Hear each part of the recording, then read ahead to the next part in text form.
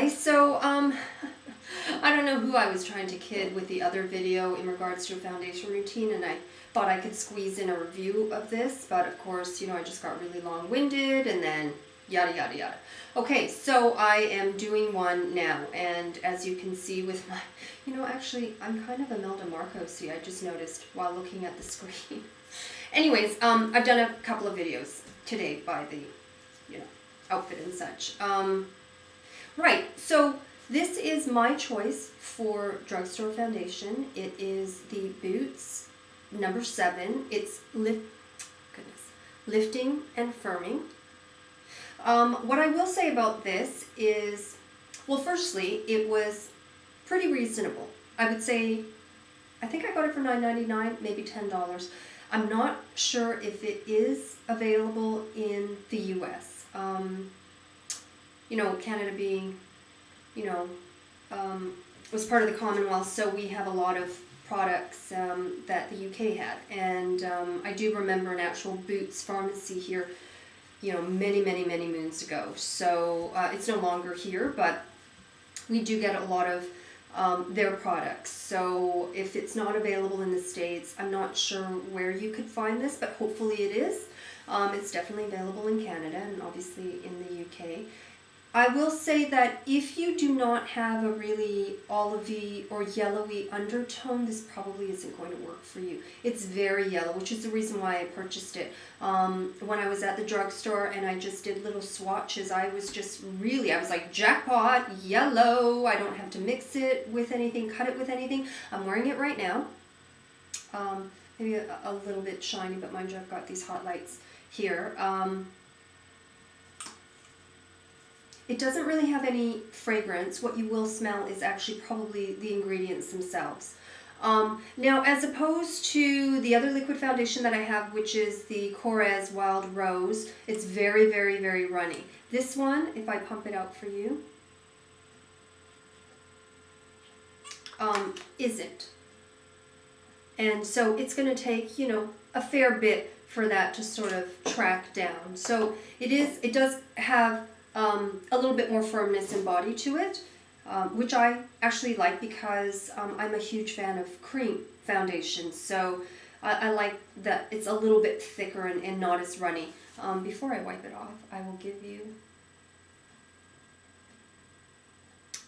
so as you can see there, it's very yellow, as opposed to my skin. For some reason, it really, really blends in well.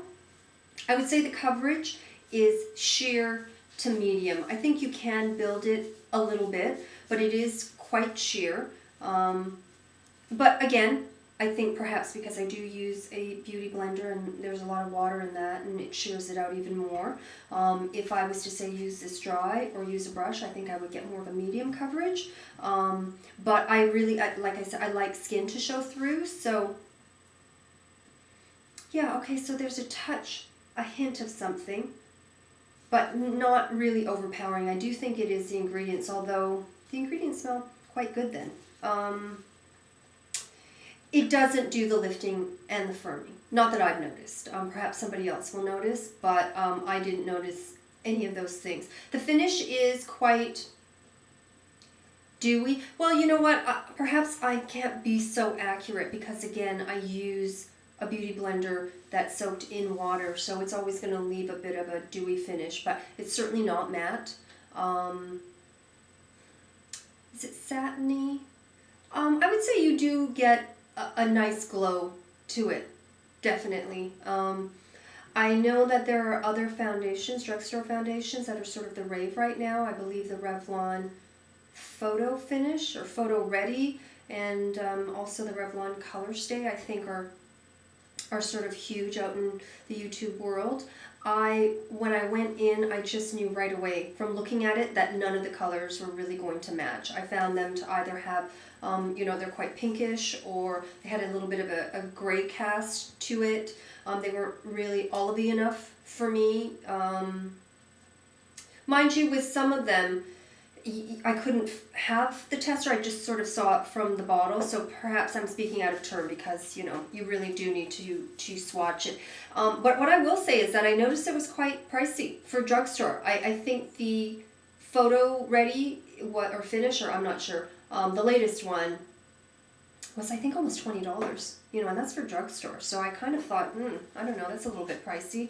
I really like sort of finding nuggets at the drugstore that are really, really inexpensive and yet comparable to any of the higher ended makeups. Oh, and by the way, I'm trying to do a more comprehensive drugstore video because I do think that, you know, I like to mix high-low with clothes, with makeup, with everything, really. So, because you really can find great, great deals. And I found certain drugstore things that just blow away the higher-ended, the same category of makeup. So, I am definitely going to try and put together a list of favorite drugstore items, and this is one of them. You know, mind you, I haven't done a whole lot of drugstore foundations, just again because the colors tended to be quite off for me, even though they had a huge selection.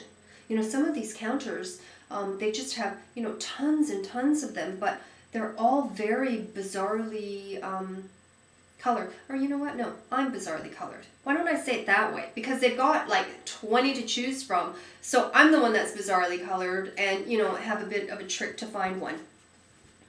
Again, I'm sorry, I don't know who it was that requested this, because it was right when I was starting to do videos, which, I mean, I can't even believe it's only been a few weeks ago, but and I didn't write things down.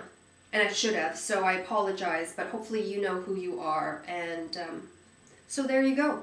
You know, $9, $10, very, very yellow, sheer to medium coverage, a little tiny bit of a fragrance, no lifting and firming, unfortunately. And I hope that helps you out. Thanks so much for watching.